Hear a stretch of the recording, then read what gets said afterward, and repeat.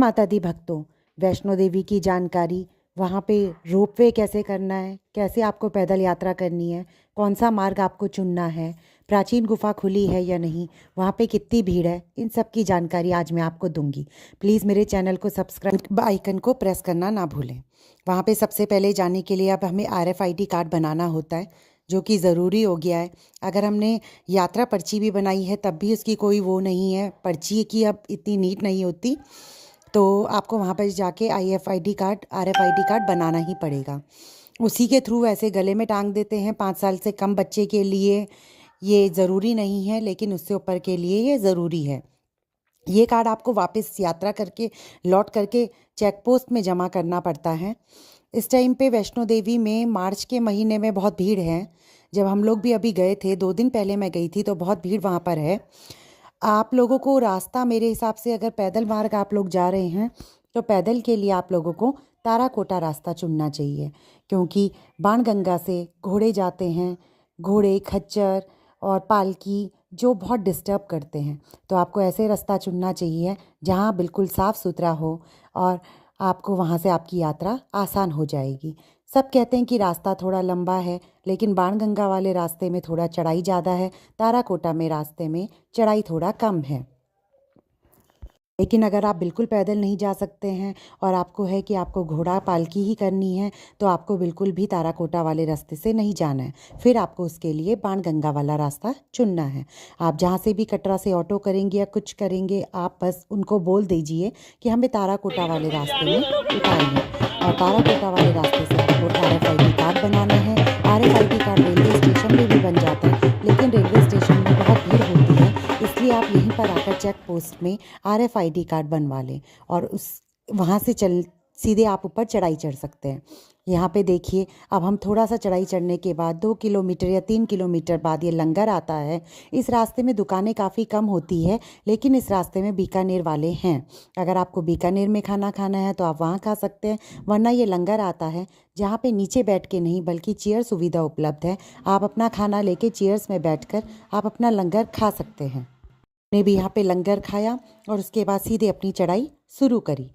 चढ़ाई चढ़ने के बाद जब आप लोग पूरा अर्धकुमारी पहुँच जाते हैं, तो वहाँ पे आप अपनी पर्ची ले लें, अपना नंबर आप ले लें और वहाँ पे बिना समय बर्बाद करें आप सीधे भवन के लिए निकल पड़ें, क्योंकि जब आप भवन के दर्शन करके, माता रानी के दर्शन करके लौटेंगे, तब तक आपका गर्भ गुफा में नंबर आ जाएगा। वहाँ पे अपना समय बैठकर बर्बाद ना करें। पर्ची लेने के बाद जब आप भवन के लिए जाते हैं, तो आपको 5 या 6 किलोमीटर का रास्ता तय करना पड़ता है। वो रास्ता एकदम साफ़ सुथरा है और वहाँ पर कोई भी घोड़े, खच्चर नहीं चलते हैं। तो आप उस हाथी मत्था वाले रास्ते को ना चुन के हिमकोटी वाले रास्ते को आप लोग चुनें।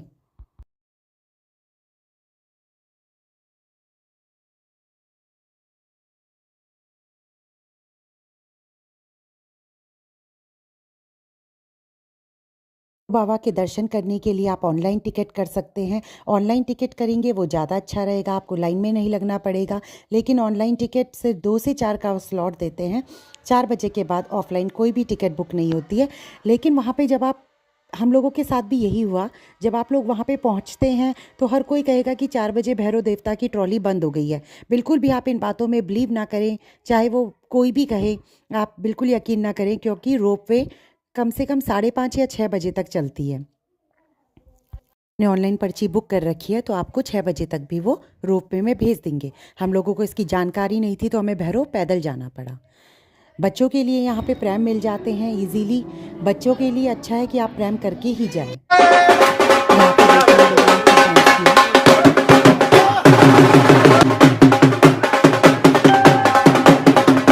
और जब आप भवन में पहुंच जाते हैं तो कम से कम इस टाइम पे हम लोगों को 1-2 घंटा भी लगता है। शाम के टाइम आरती के लिए थोड़ी देर के लिए मंदिर बंद हो जाता है, जो भीड़ को रोक दिया जाता है। अगर आप उस भीड़ में आ गए तो फिर आपको 1 से 2 घंटा भी दर्शन के लिए लग सकते हैं। अगर आप लोग टाइम नहीं लगाएंगे, 5 घंटे में ऊपर पहुंच जाएंगे और सीधे चढ़ाई सुबह मॉर्निंग में चढ़ते हैं, तो आप लोगों को जल्दी जल्दी सारे दर्शन हो जाएंगे। बिल्कुल भी समय खराब ना करते हुए अपना सीधे चलते रहें। ये बुजुर्गों के लिए वहाँ पे पालकी, घोड़ा, सब सुविधा उपलब्ध है। पालकी के रेट शायद 3250 रुपये हैं और एक प्रैम का रेट 700 रुपये लोग लेते हैं बच्चे का। घोड़ा 800 रुपये है शायद अर्धकुमारी तक, और अर्धकुमारी के बाद आप दोबारा घोड़ा कर सकते हैं। डायरेक्ट भी ले जाते हैं, उसका मुझे ज़्यादा नॉलेज नहीं है क्योंकि हम लोगों में से किसी ने भी घोड़ा नहीं किया था। 20 लोग थे, 1 साल के बच्चे से लेकर 35 साल के बुजुर्ग तक, लेकिन हम सब लोगों ने पैदल यात्रा की। भैरव देवता के लिए भी हम लोगों को पैदल ही जाना पड़ा क्योंकि हम लोगों को सब ने यही कहा कि रोपवे बंद हो गई है।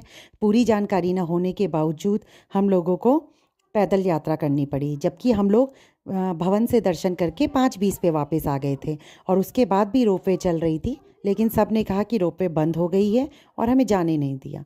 लेकिन 6 बजे तक रोपवे खुली थी और इस वजह से हम लोगों के टिकट वापस भी नहीं आए, हमारा जो भी उसका कॉस्ट था वो वापस भी नहीं आ पाया।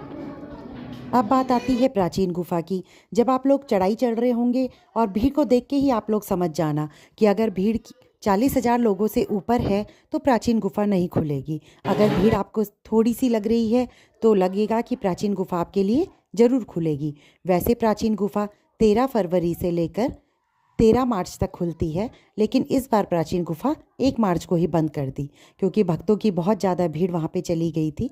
लाखों से ऊपर भीड़ थी। हम भी जब गए तो बहुत भीड़ थी। हम लोगों का खुद नंबर बहुत लेट आया। भैरव मंदिर के लिए ट्रॉली बंद हो गई थी, इसलिए हम लोगों को पैदल जाना पड़ा।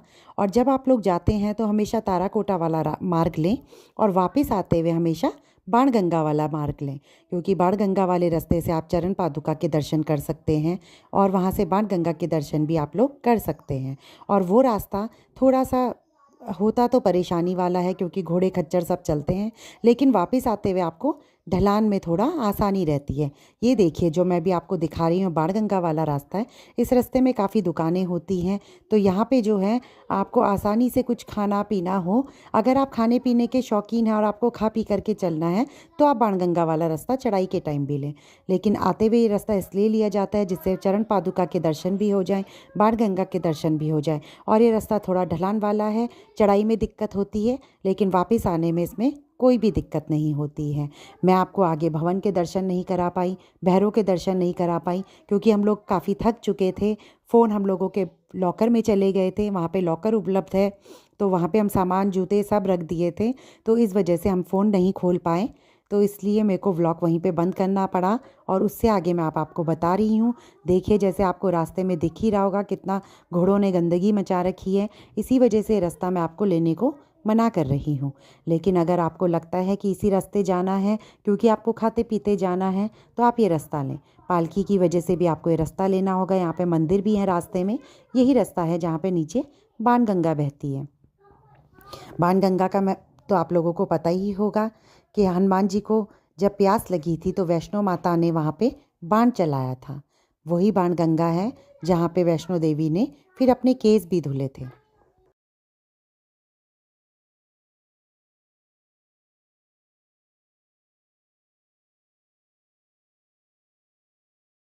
इस बार तो मुझे प्राचीन गुफा का सौभाग्य नहीं प्राप्त हुआ, लेकिन जब मैं पिछली बार गई थी तो मैं फरवरी में गई थी और मुझे प्राचीन गुफा का सौभाग्य प्राप्त हुआ। वो सिर्फ 15 मिनट के लिए खुली थी। प्राचीन गुफा में बिल्कुल लेट के हम लोगों को जाना होता है। उसके नीचे गंगा बहती है जो हमारे पूरे आधे पाँव तक बहती है और वो सीधे हमें पिंडियों में ले जाती है। हमें जो अब गुफा बनाई है इनसे होके नहीं, वहीं से जानी होती। इससे ज़्यादा आपको और कोई जानकारी चाहिए तो मुझे कमेंट करके बताइएगा। प्लीज़ सब्सक्राइब करना ना भूलिएगा। मैं आपको दूसरे व्लॉग में आगे अपना इससे आगे का अमृतसर का ट्रिप बताऊंगी।